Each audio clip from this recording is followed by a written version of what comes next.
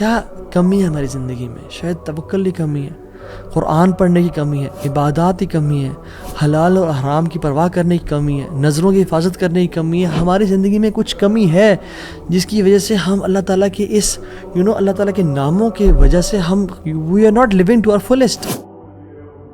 ایک شخص اس کو 1000 دینار چاہیے تھے. وہ ایک شخص کے پاس گیا اپنے جاننے والے کے پاس اور کہا کہ مجھے 1000 دینار چاہیے. تو اس نے کہا کہ ٹھیک ہے میں تجھے دے دوں گا، بس تو ضامن ایک لے آ جو اس کی ضمانت دے اور گواہ لے آ، میں تمہیں دے دوں گا، مجھے پرابلم نہیں ہے. وہ شخص مسکین تھا، کوئی اس کے جاننے والا نہیں تھا، لیکن اللہ والا تھا. وہ اس نے کہا دیکھ میری بات سن، میرا ضامن بھی اللہ ہے اور میرا گواہ بھی اللہ ہے. میں اللہ کو گواہ بنا کے کہہ رہا ہوں کہ میں تمہیں واپس کروں گا.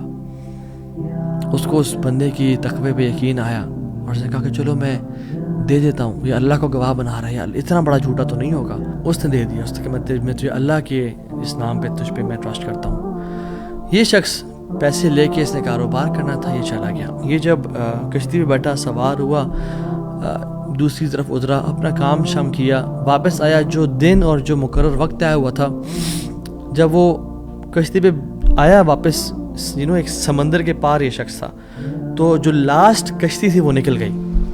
یہ سر پکڑ کے بیٹھ گیا کہ میں نے تو آج وعدہ کیا تھا اور اللہ کو ضمانت دار بنایا تھا اور گواہ بنایا تھا. اب اگر میں آج اس تک مال نہیں پہنچاتا تو وہ کیا سوچے گا میرے بارے میں، اور اس کا تو ٹرسٹ اٹھ جائے گا. یعنی کہ میں نے اللہ کے نام پہ جھوٹ بولا اسے. تو آخری کشتی چلی گئی تھی. اس کے بعد تو کشتی نے اس دن جانا نہیں تھا. تو اس نے کیا کیا کہ یا اللہ میں نے تجھے ضمانت دار بنایا ہے اور تجھے میں نے گواہ بنایا ہے، تو تیرا کام ہے اس مال کو پہنچانا. اس نے ایک ووڈ لاگ لیا، اس میں سوراخ کیا، اس میں اس 1000 دینار، سبحان اللہ، 1 دینار از اے گولڈ کوائن. اور آپ ایک گولڈ کوائن کی آج آپ ورتھ لگا لیں، ان لیکس، ان ملینز. اس نے کیا کیا، اس کو اس ووڈ لاگ میں ڈالا، پرچی لکھی اور اس میں ڈال کے بسم اللہ پڑھ کے آگے بہا دیا. کیسا قادر ہے، کیسا قدیر ہے.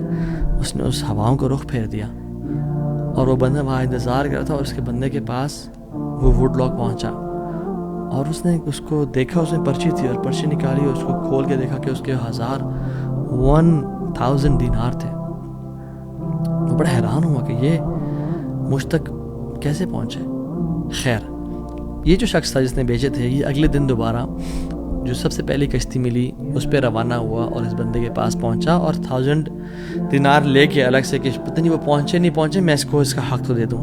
اس نے کہا کہ یہ تمہاری امانت، معذرت تھوڑی تاخیر ہو گئی مجھ سے. کہتے ہیں تو کل تم نے مجھے پیسے نہیں بھیجے؟ کہتے میں نے بھیجے. پھر اس نے کہا جس رب پہ تم نے توکل کیا ہے نا، جس رب کو تم نے ضمانت دار بنایا تھا، اس رب نے تیرا مال مجھ تک پہنچا دیا، مجھے اس مال کی ضرورت نہیں ہے. اللہ تعالیٰ کے نام جو مسلمان جانتا ہو کہ میرا رب میں یہ کوالٹیز ہیں اور یہ تو صرف 3 ہیں اور ہزاروں ہیں اس کے علاوہ، وہ کیسے بات پریشان ہو سکتا ہے؟ وہ کیسے انزائٹیز اور پریشانی سے گزر سکتا ہے؟ اس کو پتہ کہ میرا رب ہر چیز پر قادر ہے. قل هو القادر على ان يبعث عليكم عذابا من فوقكم، وہ قادر ہے کہ اس بات پہ کہ تم پہ عذاب لے آئے. ان المتقین فی جنات ونہر فی مقعد صدق عند ملیک مقتدر. عند ملیک مقتدر، وہ مقتدر بھی ہے، وہ ہر چیز پر قادر ہے. تبارک الذی بیدہ الملک وهو على كل شیء قدیر، وهو على كل شیء قدیر. وہ قادر بھی ہے، قدیر بھی ہے، مقتدر بھی ہے.